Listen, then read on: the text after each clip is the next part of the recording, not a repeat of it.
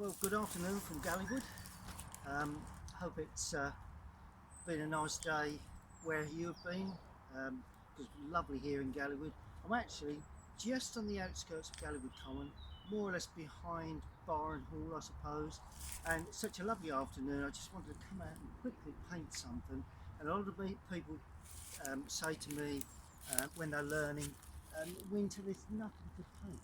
Well, in actual fact, there is an awful lot to paint, even the most simplest subjects. So I want to show you how to treat this lovely old tree with a couple of other trees, lovely dark clumps of tree work and hedge work in the distance. And I want to show you how simple it is to put down in a fairly quick and simple manner. Lovely afternoon, must crash on because we'll be losing the light in about another hour. So I'll show you the finished article.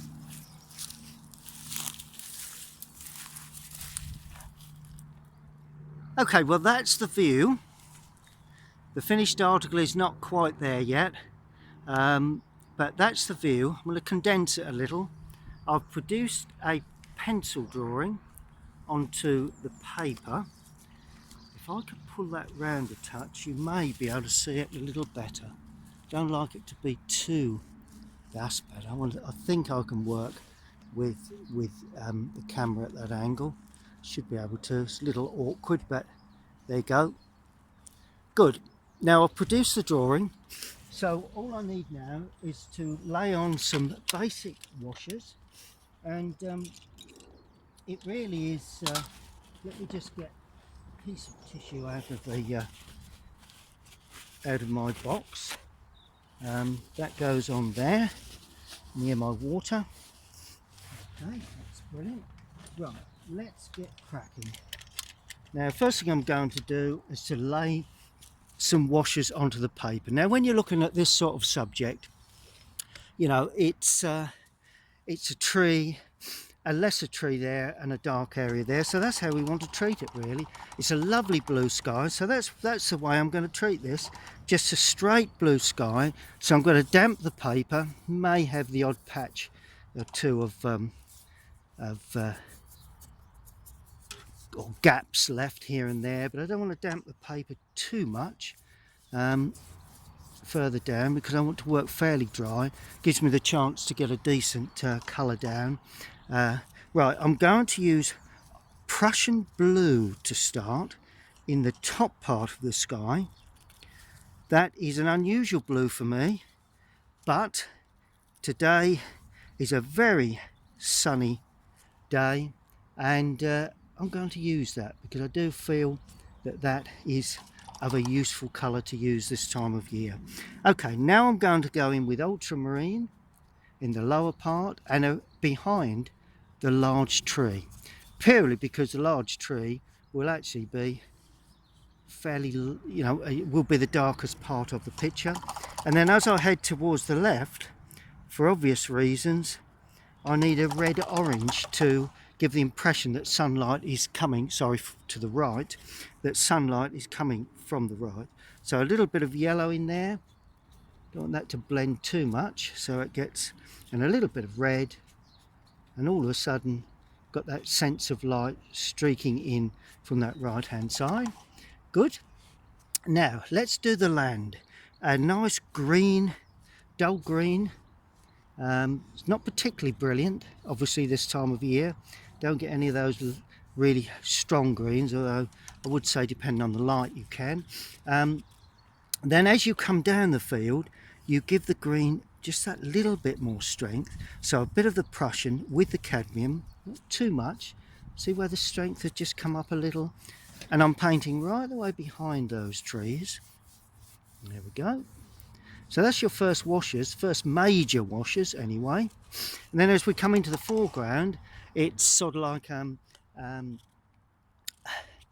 rather sad field area, but there is a touch of nice blue green running along the edge of the field there, and perhaps a touch in the distance there. Other than that, it's quite brown. and that's the thing that's going to really make this picture. Now I'm starting off with a touch of burnt umber with that green, just to give that earthy feel, but as I come forward I need that to glow a bit, so I'm using burnt sienna. See where it's a more it's a fresher sort of brown. And as I come into the foreground, my favourite trick is to use a bit of red. Those of you that have seen me paint before know that red comes into my paintings an awful lot these days, because it is such a lovely foreground colour, and by painting into the picture like that, the eye is led in automatically with the colours that you paint on. There we are, a bit of yellow, brilliant, that's perfect. Okay, well that really is the first stage. Now all we need to do, clean that brush, may need it later, but we're going to paint in the distant trees, right in the far distance. Let me just lift that for a moment, just to show you. Right in the far distance, along the horizon line, we've got those trees, and while the paper is still a little damp, I'm going to just paint those in a loose manner, and I'm going to use ultramarine blue with a touch of red, ultramarine blue, touch of the cadmium red, and that's that area there. There we go. It's not particularly holding well, so let's just add a little bit more. There we are, a little stronger colour. There we go, brilliant. And that goes away into the distance behind the tree. That's good. And then we need a somewhat stronger sort of mix here, greys, and because there's one or two conifers standing up in the distance, so that can all be picked out. There we are, that's good. A little bit of green in there, in amongst that, and then these lovely sort of, it's just a blurred image really of a distant woodland area, wooded area. See how it's blurred up, real distant feel to that. Brilliant, that's looking good. Okay, the next stage is putting some nice raw siennas along. There's some sort of like, there's a bank there of hedging that gradually tapers. See the way of, well, it's not hedging, it's grasses really, so they stand up where the tree meets, and that gradually goes down to that sort of area there. Lovely. Good, good, good. Now while that is drying, I just need to stroke in a bit of warmth into the hedging, because it is a warm afternoon, so consequently, you know, these warm colours will dominate behind that tree, and you mustn't forget that the tree will dominate. There we go. And then behind that tree we had a brown and a blue together, because we want a darker area, particularly there, and as it runs away behind that tree. There we go.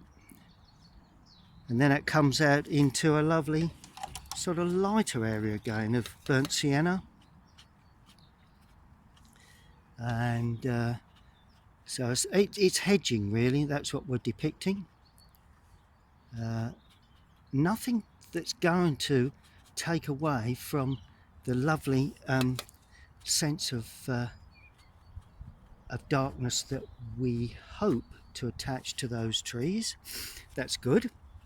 Okay, now behind those trees is also an area of particularly there's a darker area there which will help hold that area in. There's some darker hedging or taller trees there, and two little touches behind that tree, nothing too technical, like a wooded area. That's good. And then finally we get to a nice sort of warm tone just behind, which is burnt sienna with a touch of cadmium yellow, which is that area there, very warm, before we head to another dark area, which will be the base of that tree, and that will be dark. Burnt umber, ultramarine or Prussian. Let's try Prussian. Plenty of Prussian blue. There we go. To try and give me initial sense of the start of those distant trees there. It's the way the trees actually stand up that are always important to when you're looking to paint this sort of scene. And that runs away, a little bit solid there, and then as we go up we hint at the branches of, I don't know, well, there's a hazel. Would it be a hazel? Not sure, not concerned. Okay, so that's that nice hazel look. Anyway, and we've got now finally we need this nice warm tone again, just to put on the edges of this distant tree there, just if you can. I don't know whether I have caught it. Yeah, I think I have, just before it dries, because it's quite important that you don't get too many hard edges at the background there, but that's okay. There we go. A little bit of hard edging at the top. That looks very, very good. I'm quite happy with that. Now the next stage will be painting the large tree in. Well, burnt umber springs to mind with Prussian blue, because two really dark colours will give you a really dark look. We don't want to go too dark too early, and it's nice to have a bit of red there, a little bit of warmth, because that's what I'm trying to bring. As you know, I like to bring warmth to my paintings immediately. Once I start to paint, the warmth has got to come through, otherwise it's, to me, it doesn't quite gel. And of course you won't see quite a thick trunk there. There we go. You won't see the real effect of the light until we have all of these dark areas in. But of course at the moment we need to paint the light areas. So I'm just following the little bit of pencil work just to give me an idea of where that's going. That's that lovely old tree, the main dominant feature that's running out of picture to the left there. And then we head down to start picking in the next tree. Now this is less dominant, trying to pick up a soft feel to this, because I don't want too much of this actually seen. It's got to be misting away, really, you know, and that's just about right to do that, I think. There we go. Look at that. And then finally, a bit of yellow gone in there. There is another tree there, maybe a little bit more prominent in places. I don't want that to overhang that, so there we are, that goes behind it. Brilliant. There we go. That's looking pretty good as far as I can see. Now I've got to pick up the really dark tones of this large tree, because once I get them in, then I can start thinking about the medium tone. So let's pick up the real dark. Don't normally go this dark this early, but you know, with the time scale and everything else, I think it's quite important that we do, really. We've got a dark area there, and I'm going in with very strong paint, very dark paint, and this way I'm hoping to get a softer edge to the where it turns in. Just checking where this goes. Oh, that goes out of picture, but then it gets dark then. There we go. So it's not dark, it's dark underneath there as well. A little bit of shadow going over. There we go. And a bit more brown in here to pick up the base of that trunk. Now that comes out the centre there. See the way I've depicted that? And I've left a little bit of light in places, and then I'm starting there to pick up this one.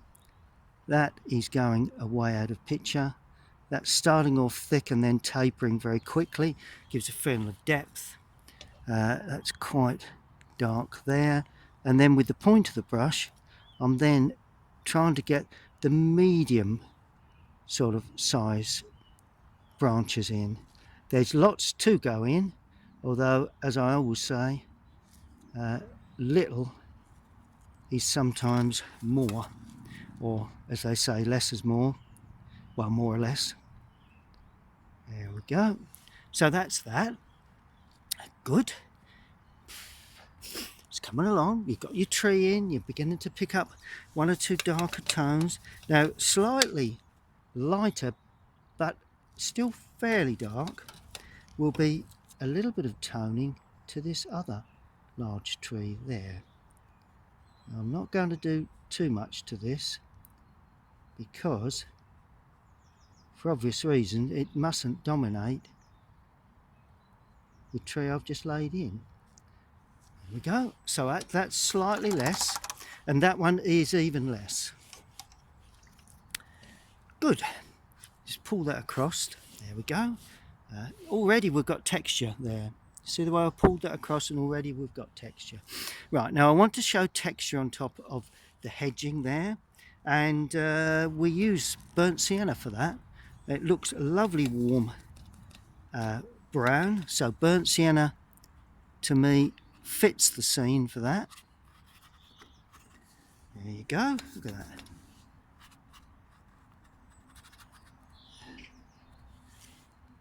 Brilliant, that.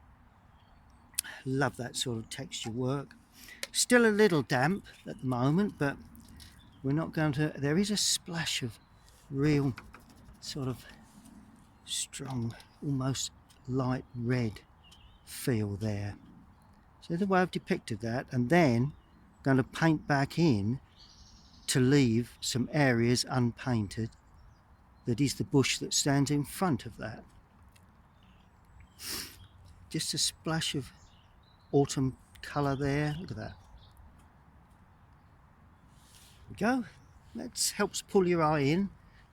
We are going to have a splash of that there. Helps to send your eye into that picture. There we go. Just to help balance it all. Now I'm cleaning the brush, getting rid of some of the paint. Good. Now, do a bit to the foreground first, allow that to dry because it's more or less texture stuff that goes over there now. And the foreground, you can see it's wrinkling a bit, so you may see a bit of shadow work there because as the sun comes around, but I'll show you the finished article at the end. Now we start off again with this burnt sienna. Now along the bottom there, the burnt sienna stands up. So I'm holding the brush and standing that up against the dark background, like that. Good. Now as it comes forward, add a bit more water and we can drag the brush to give an indication of this rough sort of texture. Bit of red too as we come forward. I can see quite a bit of red there, so it's quite an unusual thing to see this time of year. And we're now trying to depict some of these grasses that stand up, some of these sad areas to the bit of burnt sienna as well. Trying to keep light into this, light and life into this subject. A bit darker here. I don't go too dark too early. In watercolour it's so easy to go too dark too early. But burnt umber now, and this is for all these sort of spiky areas that stand up here. And that's sitting on the ground, that's spiking up. There we go. I am rather violent with my brushes, but perhaps shouldn't be really, because they do cost a small amount, a reasonable amount of money, and but there you go. That's the only way I can get my textures. Good. Okay, let's look at painting the large tree now. And I'm going to put a bit of texture on this large tree, just beginning to dry. And once we get that in, I can gauge everything else. Oh, and of course the dark area there. We'll add more blue to that. Let's give this another dark touch. And really, it's Prussian blue with cadmium red. That's my darkest colour that I can think that is warm today. And that will go down that back edge there like that. And of course, any undergrowth that's sticking up will actually show, and then it goes up like that. And of course, where the bark meets the ground, then that's where our texture comes from. And there must be, oh right, so that must carry on up the tree like that. That comes out from the side of the tree, but that comes from there. That's okay. Brilliant. See the way I'm using texture here to create the thickness of that trunk, leaving the light from the underpainting. And then I should do the same here. A little bit of light there, but not too much there because it'll be shielded. And then we go up the tree like that. Pick up a little more colour. Go up the tree like that. As you go higher up, the light is not as important. Well, in my opinion, anyway. And I've added to the thickness of that trunk by purely scratching across the paper. See the way I've got texture on that? Brilliant. Right, now we can start putting in some branches. Got to be careful.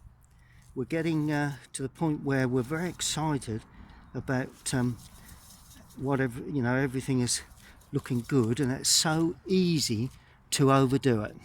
Now I'm going to bring out a branch there, and this is quite a large branch. Just add a bit more water to that. Need a bit more water to that. Just keeping an eye on the picture while I'm painting, just to make certain that I'm getting the feel of the that's it. There's a broken branch there. There we go. Now this will also taper away. All right, then it goes off into the distance like that. You got another one here that's very much smaller. Runs away. This is why I've left behind relatively unpainted in texture wise, because I want to show off the actual tree itself, and that will be the most important part of the picture. And as the brush runs out of paint, bring that over there you go, and that then shoots behind that, and now you can really have some fun with the branches.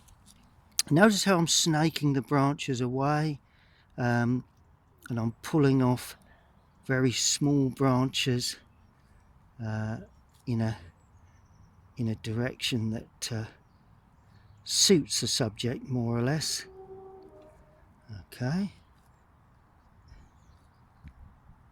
And there is a branch that comes out like that, that's, to be honest with you, probably broken. So I'd like to show that as well. Quite often that enhances the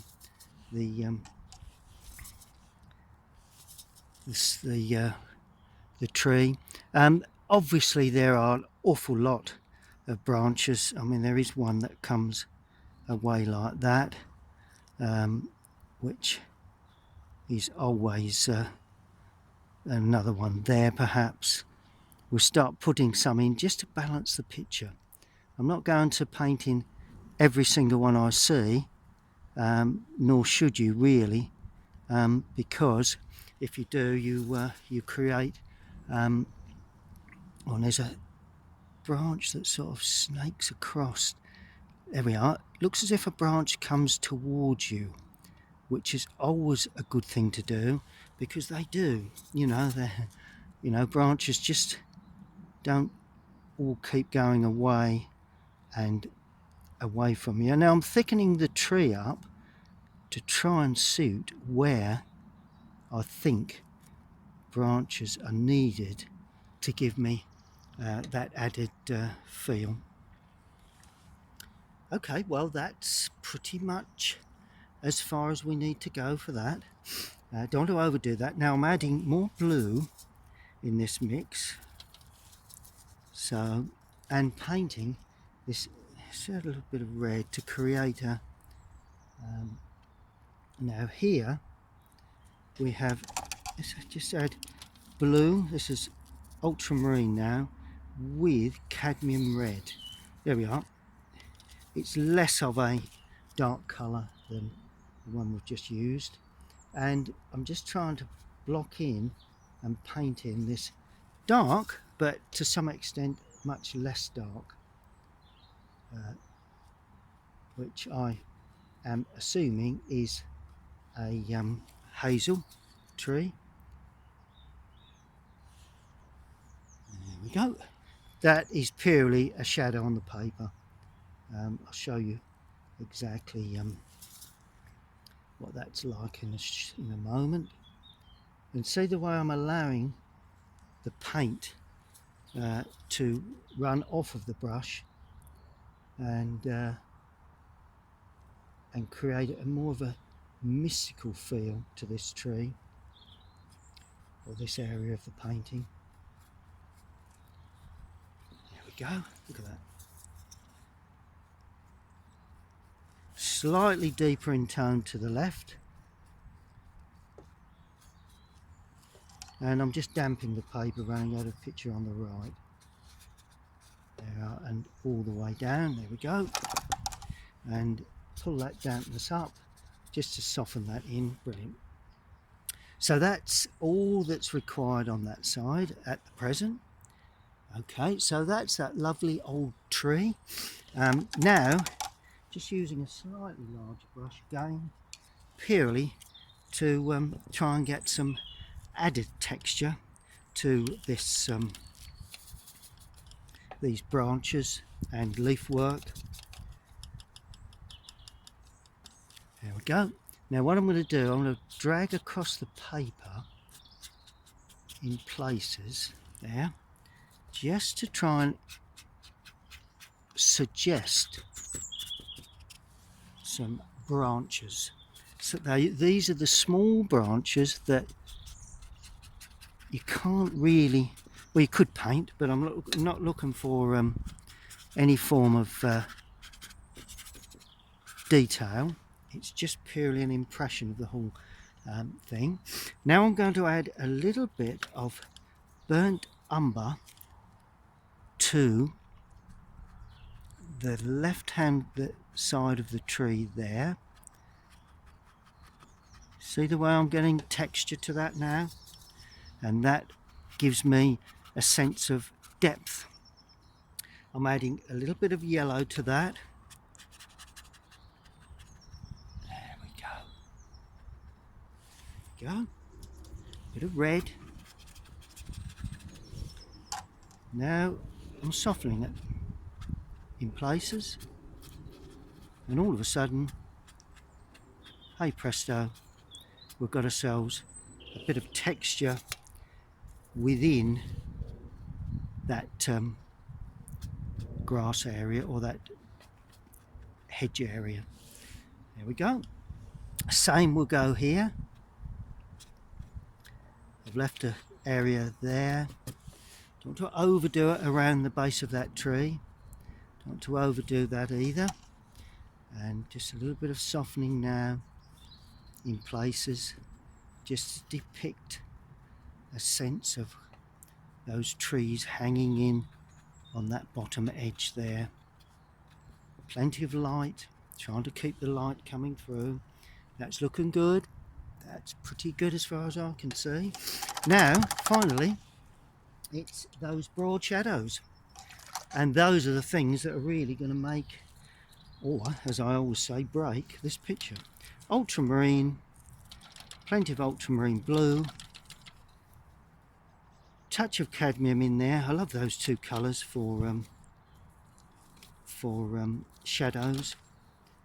And where do we put them? Well, this is where we have to be a little careful, because if we put them in the wrong place at this stage, then it's not going to quite work out. So I'm dropping them in the base of that tree there. Right. There will be a touch down the back edge of that tree there. And of course, as it runs up that tree there. Now, while I've got a damp brush, just gonna pull that through and gradually blend that. I want that to get lost behind the branches that are coming across from that tree. Okay, so there's one or two little touches of that along there. One, two little. I don't want to lose any of the sense of feeling of light. That's the key with these paintings. You don't need to get the sense of light lost, because once you do, see the way I'm lifting those damp areas up to try and blend them through, and all of a sudden you've got a nice bit of shadow along the edge of the field. Now I'm also going to bang some shadow in here in places, purely because that large tree would create shadow in the background, and even there I'm going to soften those just with a not a damp brush, a dryish brush. That's good. Now I'm going to pull across, going to use plenty of red, plenty of ultramarine, because this shadow will be crucial to the complete painting. Down the back edge of that tree there, not everywhere, certainly just in the lower edge and one or two other places. Pull it with your finger up the back edge there like that, and into that damp area you've just painted. Okay, yeah, that really sets the scene for the finishing of this. And then we pull that down and pull it up to try and give a spiky sense of feel to that. Well, that's good. Just pull me pad up. Now a little along that edge there. There you go, a little bit more there, and hopefully some of that is still a little damp. It'll just gradually blend in. Flick up with the other brush just to help take away the plainness of that. There will be spiky areas within that, and of course there is another tree in the distance there, and that is actually a different type of tree. I'm putting two there. I'm not taking them any higher. That's up to the eye to decide how high they need to be. Then finally we go. Brilliant. Look at that. Love it. Painting en plein air is one of my favourite things in the world. There's nothing beat it. You can't get this sort of atmosphere and feel to any other way. Honestly, you really need to be out here looking at this subject to get the feeling of what I mean, really. And then finally, I'm going to sweep. Oh, lovely. The sun is coming down. That's going out of picture. It's lovely and dark running through to there. And some of that is going up. There we go. That's better. That's highlighted that just a touch. And then there is a sweep across the foreground of a lovely shadow, softening again.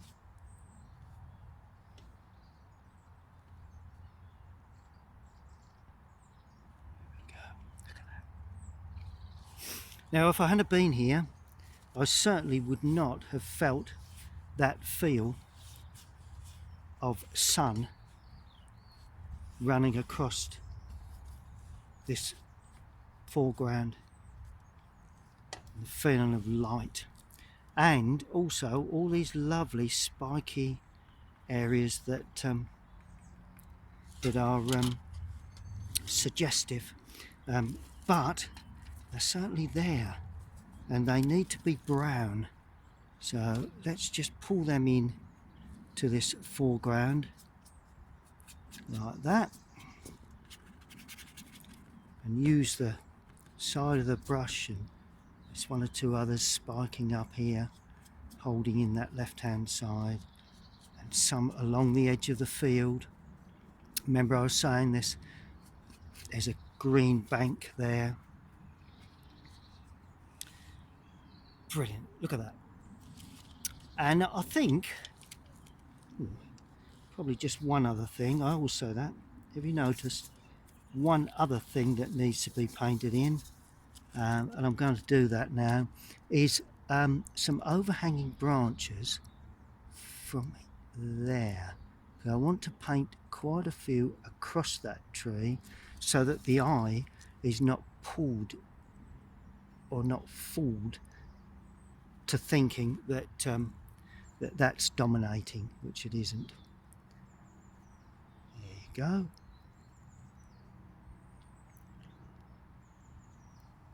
Brilliant. Look at that. Crisscross of those branches. I always like to see a bit of crisscrossing because there is a lot. Putting a few more in. I always tell people not to put too many in, but the only reason is because quite often I end up putting too many in, so I have to be careful. Quite often on these subjects there's birds in the sky, which is always a useful thing to do, particularly around the tops of these trees, rooks and crows that sort of float around along the tops of those trees. Quite often the pheasant is quite often a feature, so something that I suppose wouldn't hurt to put in, and then you drag the shadow across like that, and then the other pheasant would actually be there like that. Feeding on the grass or the seeding that's there, and that obviously needs a signature, as I always say. So I'm going to sign it in a dry part, not necessarily where I would sign it, but I'm going to sign it on site purely because I feel that it gives it a sense of more of an authentic sense to the feel of it, really. And then my final little tip as I always say, remove the masking fluid from the edge. It's number one. Number two.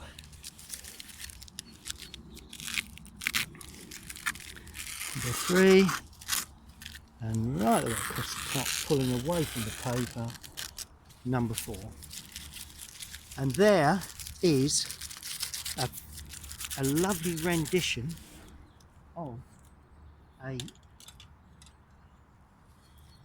winter field with a lovely old oak tree, and I'm just going to lay a damp brush across there just to hold that line. There we are. See the way I've lightened that up with a damp brush. But apart from that, it doesn't really need any more doing really. So that's the scene. Can you see the foreground shadow coming now? So that I've actually put that in. I've actually put another shadow halfway up the in that area. So I've got this foreground shadow to depict the foreground shadow that's coming here. I'm assuming that this shadow will probably get a little longer from the trees behind me, so I'll put that across there. And of course we've got that lovely old tree. Don't know whether I can hone in. There you go, a little closer. So that's more or less the scene that I have in front of me, and that's the scene that's how I've depicted it really.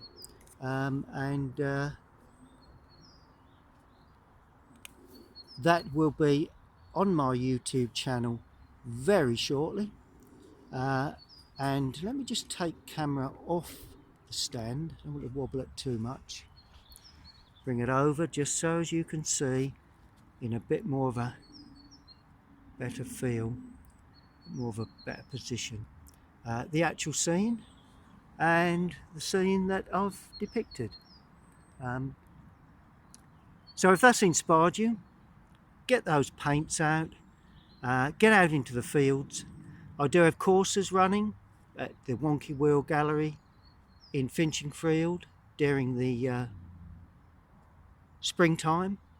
So if you'd like to join me, please get in touch with Wonky Wheel Gallery in Finchingfield, Essex.